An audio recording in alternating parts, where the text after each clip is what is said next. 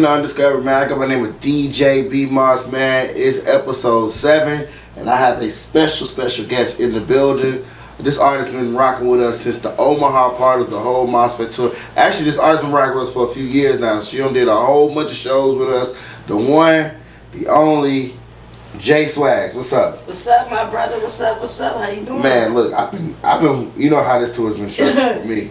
But we just talking about that off camera. But I'm glad to be here, first of all. I'm glad that you're here and getting this interview done. So just, like, can you explain the journey from when we first seen each other a few years in Baltimore? Because I believe we was talking about the other day how you was pushing another record. Yeah, I was pushing up a pop record. Right. And that's honestly one of my favorite records. You know what I'm saying? So like when I seen that you was pushing away, you went a different direction. What was the reason why you went that way instead of the pop way? Well, I would say I love pop just like you, and that's personally my preference of choice. Right. I mean, I do love R&B, like trap and all that. My favorite is 808s, of course, but when you go and you see as far as what people like, as far as the listeners, everybody wants something that can kind of bring you into it really quickly. True. And then it's music that I can have to say I'll switch it up, like with Rondo. It's more of a performance song. I see people gravitating towards it. More like Girls Around the World, they'll hear it when they sit back and ride in the car.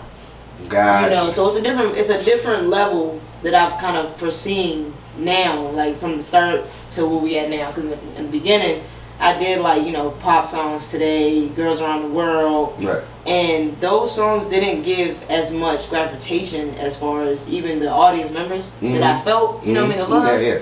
Than they do now with the trap and, you know, the two man. Everyone has like a 20-second mind span to bring them in.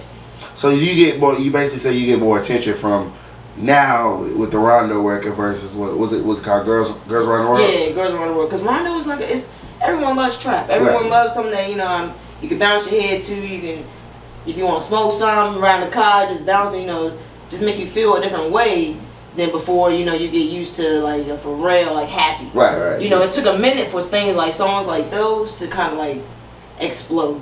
It makes you know what I mean? And kind of gravitate all the way around before you'll hear something with a nice trap beat, a nice 808 that the beat has already brought you into it. Right. Now, the kids nowadays, they don't even care about the lyrics. True. That's so, true. you know what I'm saying? It's like now it's bringing them in and then hearing exactly what I'm saying, like the storytelling. So when you start performing, like you do like a quick little, like I ain't gonna say freestyle, but like some bars, spit some bars for the people, because you weren't always doing that at first. Nah. I actually did that, and it was actually something brand new that I wanted to start doing. Right. And people don't even understand that the song that I'm doing I'm actually doing a song. Oh, okay. See, I didn't even know. That's a whole song, and I was like, you know what? What people don't understand is that when they hear those bars. And then you go ahead on Apple Music, you're like, hold up, I heard that before. Right. Yeah, so actually the whole song's called Out of Line, and that's where I want people to understand. Is I'm going out of line, I'm going out of the body. I want to give you guys something different. Right. And so I seen you just say Apple Music. My next question was like when's the project, like a major project dropping? A major project? Alright, so look, I'm kind of conflicted. Because I had 2 different times. I want to do the November 1st is when I want to drop it. It's called Secret Lover.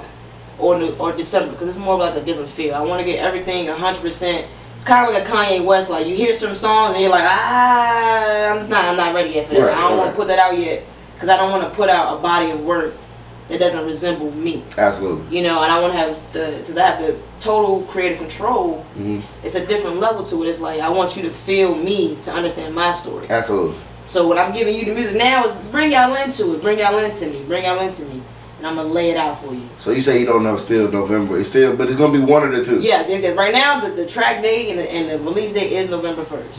But in case it's not. In case it's not ready, it's gonna be December 1st. Okay. That's how I like to do the first things. It's like the first of the month to kind of get you going, but. If everything goes the way how I like it, and you know I'm a really critical person about music, so sometimes I hear something I'm like, nah, that don't sound right. So then I put the project behind. Gotcha. I'm like, let me make sure. I might want to add a drum sound to something. I might want to add on a vocal sound, or I might find a singer at one of these shows. You know, I'm like, hey, let me get your vocals behind this real quick, just to kind of put it together as an artist, and not just like, hey, here goes this song, nod your head to it, and keep it going. Speaking of singers, that you said find a singer at one of the shows. What do you feel like has been like some of the highlights of this whole tour between you and other artists? What interacting with other artists, like the highlight of that for me is just seeing what their projects on and what their talents are, and understanding that okay, we all have different talents. So I look at it like, for instance, in Baltimore, and I'm gonna go ahead and shout her out. Essence in Baltimore, it was a different type of feel. It was like, you know, she has, to me, I thought it was like a Toni Braxton. I was like, okay, like you have that deep voice, but it's like, okay, that background would be good on a hi-hat of a song that I might have, right. You know what I mean, or things like that. And to me, those are highlights. Those are seeing different artists and seeing how passionate they are, and to understand, okay, look, we on the same boat. Let's put something together. Let's make magic. And that's where, you know, one thing I can say to you is that I like is actually since the beginning and since Baltimore, I never really interacted with artists. I never. So what made you get out of that shell?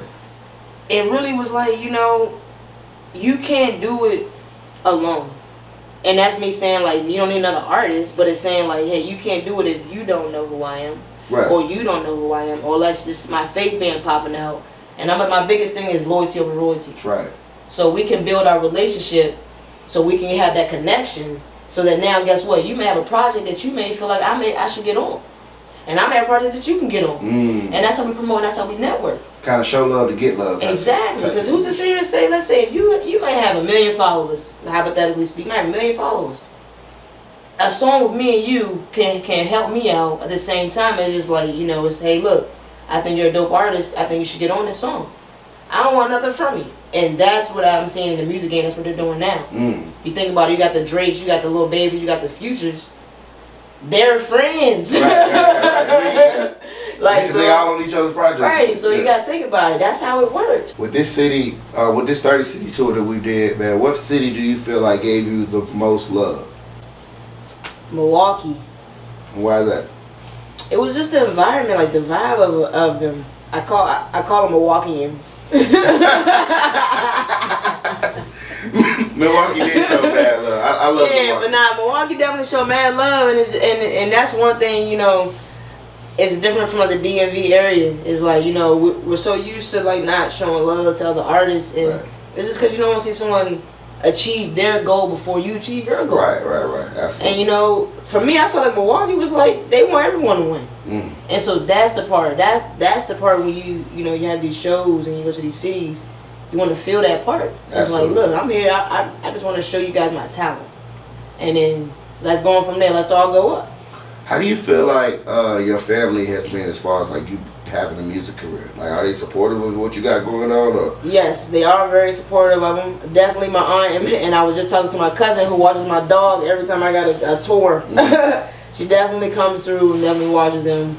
Definitely, like, you know, my girlfriend and her family, they watch our kids. Is, you know, it's, you can't do it without the next person. So right. I couldn't do it but by myself. I have to do it with my family, with the people who care about me, because they support my dream. Absolutely. And so that's my main thing. Is there any city on this whole tour, well, not even on this whole tour, but just any city that you just really want to perform in that you have not performed in yet? Now I want to go to Jacksonville, Mississippi. I want to feel this heat weather. I swear to God, I thought Mississippi was cold. Nah. No. I swear to God, I thought it was cold. No, like, absolutely not. Like summer. I'm like, now I want to go out there because everybody got that nice little accent. You know, I think you'll even like Louisiana a lot better too. Louisiana was good. Like when we went to Shreveport and did the show out there, that was amazing. Even in New Orleans, that's good too. Like, see, yeah, that show, it's a southern thing. See, you know what I'm saying? And that's let me tell you something too. Go ahead. I just got hip to apple butter. What you ate it on? Bread. Just bread, straight up bread. Like, oh, where you eat that? Well, where we go? It was a Waffle House or something like that. I don't know. The lady was talking about apple butter, and she's like, it's a southern thing. I was like, what? Yeah, it is. Because if I go up here in Maryland, if I ask them for apple butter, they gonna look at me like I'm crazy. Y'all got Waffle House up there? Nah, we do got Waffle House, but I don't know. I ain't know apple butter was a thing. I was like, what it look like? She's like, it's apple butter. So I'm like, but apple is like brown a little bit, the juice. Like. Nah, it's real good. You gotta try it definitely. Don't let them get the cinnamon. You gotta put the cinnamon on top too with the I'm talking. Put you on some shit now. Get some cinnamon. Put the cinnamon on top of the almond butter, man. I'm telling you, on some bread. I get like a bagel. This is not from Maryland. Like, trust and believe. This how you know I'm a Maryland head. Like, born and raised in Washington D.C. Because the apple butter, I'm telling you, I'm stuck on that. I can't leave that alone. Because when I go ask people where Maryland, they like apple butter. They don't know what it is. So it's crazy. Southern. What's your goal? Like your whole goal for this whole music? What do you want to get out of it? The music I want. As far as myself, it's a dream of mine. So it's a passion that I like to do. As far as me just experiencing my music, and I wanted to get to other artists. And really, I want to get to other people. It's like females that are like me. Mm-hmm. You know, I want them to understand. Hey, look, we can do this. We can do whatever you want to do. No matter if you're a male, transgender, whatever you want to be, you can do it. And don't put no fear, don't put no limit onto it. As far as like going out with your dream, that's what I want people to understand. But the overall goal is just, you know, of course, my family can be well off without the music or with it. True. You know what I mean? Of course, the music adds on extra high-end things, you know, extra security and things like that. But as far as for me, I really want to be able just to perform my songs in front of a crowd of people, and I want them to feel it. I want them to understand it and be into this journey so that we can travel. Maybe I can help you grow up the same way. You know what I mean? Things that you're going through, I probably went through. We could talk, you know what I mean, as far as an artist, and one thing I see is that it's not a lot of artists that connect with their fans. Mm-hmm. There's not a lot of artists that connect with people to help them change their lives. And so I'm looking like, you know, at first I was scared to do music, and I was more or less scared to do music because of the perception of like, okay, you're a gay female, what are you going to talk about? And that was going to be my next question. I was from like, is the LGBT community more supportive than the, you know, than the straight community, or like how is that? They're both. How's the scene in your hometown? To be honest, they're both. They're both supportive, and that's not even just in my hometown. That's like honestly everywhere. And this is a nice topic because a lot of people, you know, want to talk about the LGBTQ, you know, and don't know how to just kind of. It's not nothing separate. Mm-hmm. You know, they're not. And I'm saying it like this is like they're not some different type of people. Just like straight people are different type of people. Right. We're all human beings. Absolutely. So at the end of the day, it's just music is music. Mm-hmm. So if they like it, if you like it, that's where you go to. And it's more or less when I do the shows, like, you know, since I've been starting, even, you know, with you, I've noticed like males. It doesn't matter if you're a female or male. If it's good music, it's good music. You know what I mean? So I like to me understanding that, and it's crazy because, you know, in the beginning I used to have a conversation like this all the time. Should I make music more for males? Should I make music for females? And I realized, you know, it's not even about making music for who and who. Mm-hmm. Because if it's good music, you're going to sing it. I'm sure a male is singing their heart out to Mariah Carey. You know what I'm saying? Like, around Christmas time. Right, so you got to understand and be true to yourself. And so that's where I learned. I'm like, you know, just be you. And guarantee you someone's watching you. Absolutely. And they're going to pick that up. All right, you know what? I don't got to be like, I don't got to be so sexual. I don't got to be so trapped. I don't got to be a drug lord. I don't got to be a 10-time model. I can be me. Mm. And then my music is going to reach to a 10-time model. It might reach to a little drug lord. You know what I mean? You got to make music for everybody. There you go. And so that's what I've learned. It's making music for everyone. Not just singling out this person, these people.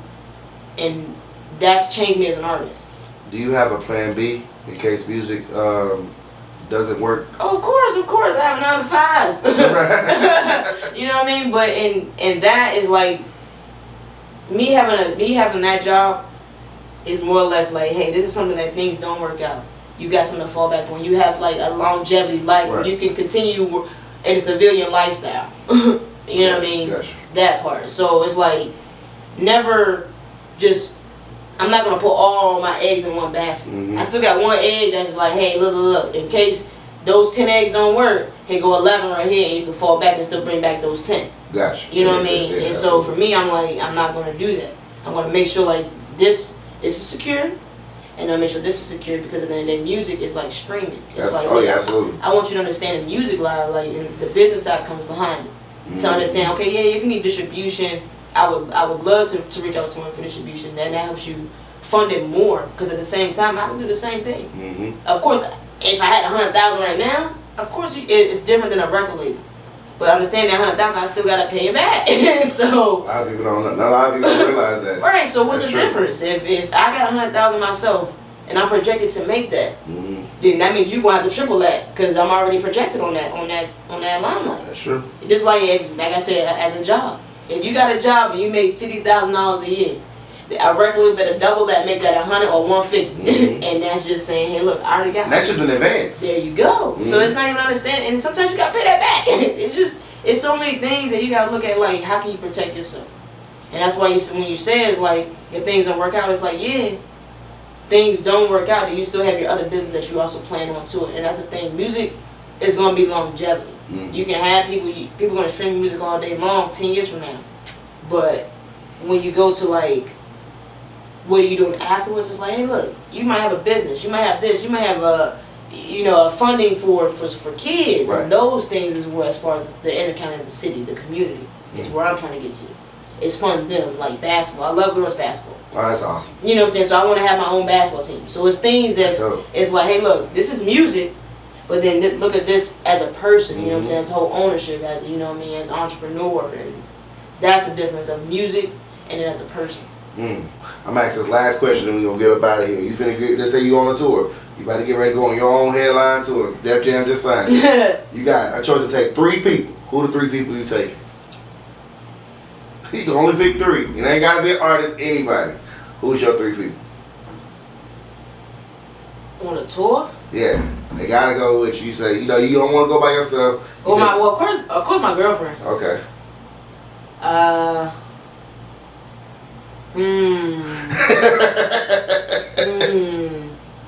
I got to bring my man Marshall. Okay. Shout out to Marshall. Of course, you already know Sly in the building. Your girl Marshall. And my cousin Shanita. Shanita, okay. We lit